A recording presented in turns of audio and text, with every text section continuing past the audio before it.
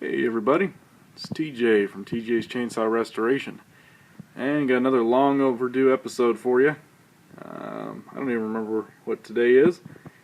It's February, I think today is the 11th. No, it's the 12th, February 12th, 2019. First new video of the year, I suppose, and at least with an update, eh? So, a couple things for you.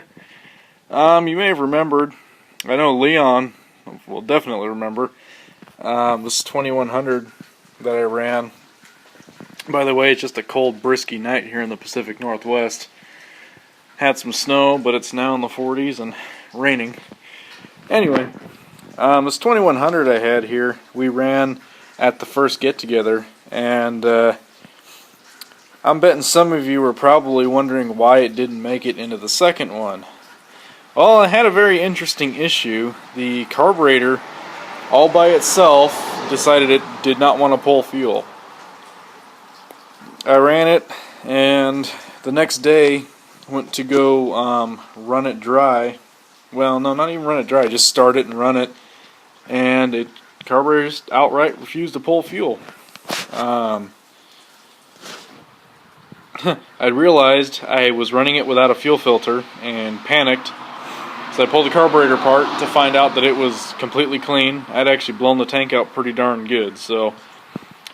But the carburetor would not hold pressure for the life of me. And I think the reason why is it's warped, because it just leaks right down.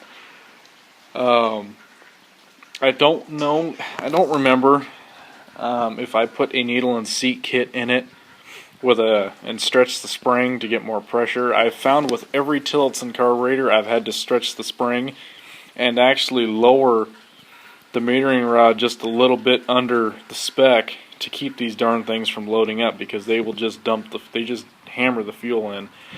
I'm still working on some minor tuning with this one.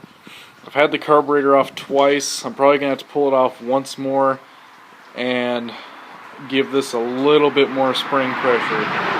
It has a new old stock seat with the rubber and then a hard-nosed needle, and then I took the metering lever and lowered it down just a little bit under what it's supposed to be.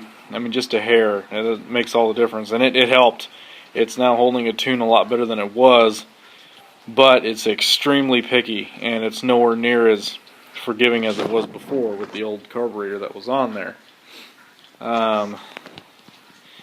So I've got to figure out what I'm doing wrong on this. Oh, excuse me. Sorry guys, I've been up for probably about 16, 17 hours, so bear with me. Anyhow, so it is running again. It's been, gosh, I don't know how many months. Leon, how many months has it been, man? Shoot, this thing hasn't ran since that last day, and it's finally going again. It was funny how, with a couple cranks, just started pulling fuel, and I was pretty happy. I was happy I could get to pull fuel again. That was the main thing. I'm gonna try and cut with this thing tomorrow. A buddy of mine's got, I guess, some big 100-foot tall silver madrone, and I wanted to get this thing running and see if I could get some test cuts with it and hopefully get it fine-tuned or tuned well enough to run, because you all might remember on the second get-together I got my butt kicked by Leon's what was it, the XP 1130 or 1120. Anyway, one with a 404 chain, about the same length bar. So Leon, we're racing Homelites again, but I've got a real badass saw this time. So we're gonna have to have a race again against my 2100 here. Well, let me see. Let me get you guys set down here. I'll see if I can fire this thing up, and hopefully it won't make a big fat liar out of me. Be right back. All right, let's see what we can do here. It is pretty. You guys can't even see me, but it is pretty cold. The tuning's not quite there yet. I'm hoping it's not flooding itself out, because it was dropping just ever so little pressure. So let's see if she'll start.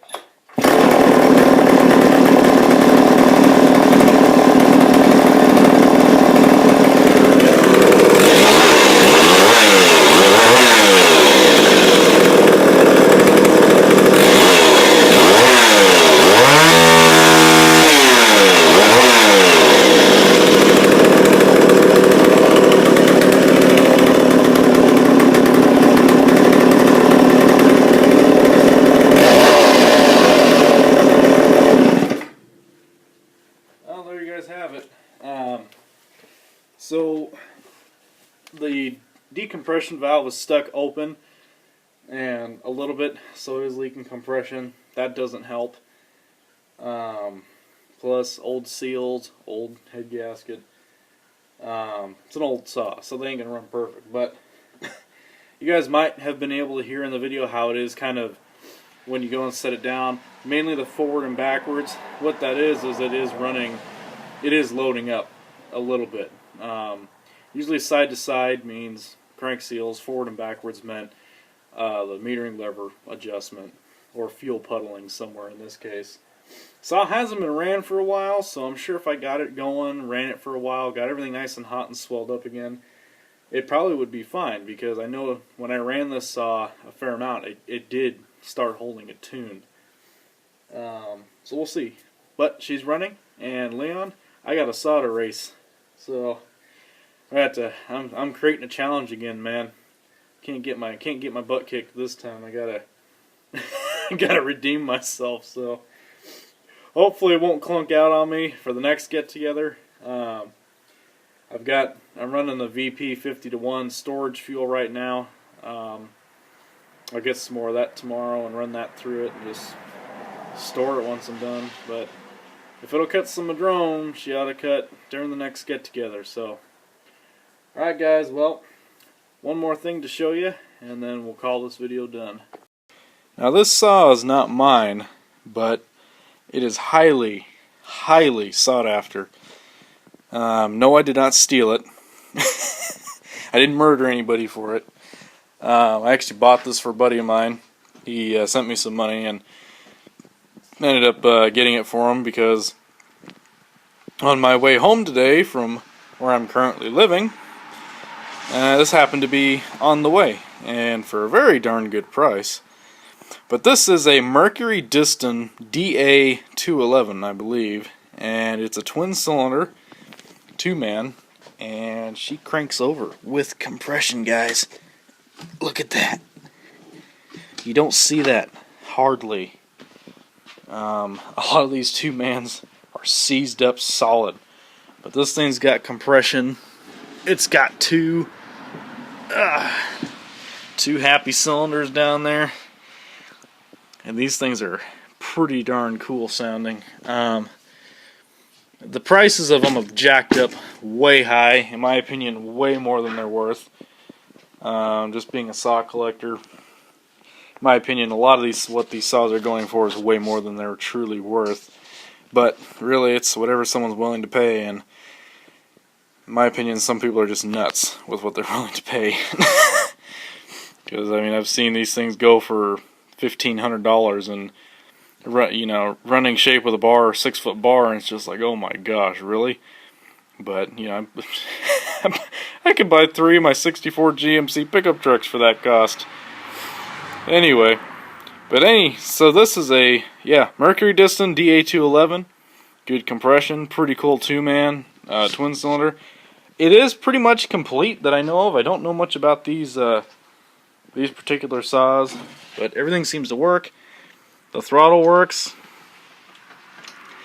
So the return spring needs some work, obviously. Stop switch, I'm assuming choke maybe? Not sure exactly. Air filter. Oh, I think excuse me. Coils on that side. Fuel tank up here. Pretty cool setup, man. But considering the guy found it, I believe, just in a junk pile in a barn, it's in great shape. He has a Mercury KY7B, I believe, and I've got the military version of that saw. Of course, you guys haven't seen it yet because I haven't shown it, but I might grab that one. So, well, that concludes another episode of TJ's Chainsaw Restoration. Been a little bit of a stretch, been a while, but as always, I'll make videos as often as I can. So, guys, stay tuned. Check in once in a while. Everything's still here. The good old stick shifts are still hanging up with the 990, the Cherry 990. My best resto yet. Of course, it ain't been fueled either, and it ain't gonna be fueled because I'm gonna get this other 990 going eventually. Well, that one's a 909, but I'm gonna get it going, and that's gonna be my runner. This little 500, buzzsaw runs here. I don't know if it would run today, but it does run. I ran this one a few months ago. Not sure what I'm going to do with this one. I'm trying to debate if I'm actually going to restore it or just fix it up good enough to run. So we'll see. At this point, it's going to be a little while. But anyhow, well, we'll get back to you when we got something interesting, guys. Hope you all are having a great evening. See ya.